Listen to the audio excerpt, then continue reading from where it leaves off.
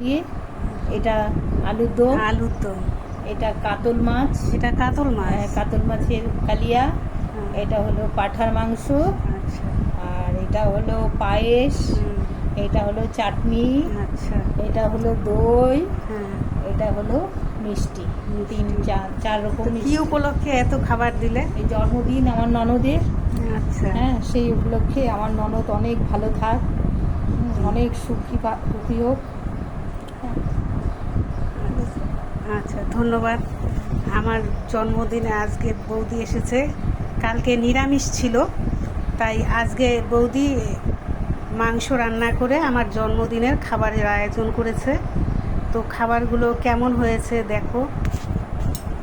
এই দিয়েছে ভাত, স্যালাড, পটল ভাজা, মিষ্টি 5 রকম, দই দিয়েছে, চাটনি দিয়েছে, পায়েস দিয়েছে, পাঁঠার মাংস দিয়েছে, কাতল মাছের কালিয়া দিয়েছে, আলুর দম দিয়েছে, আর এখানে ডাল দিয়েছে।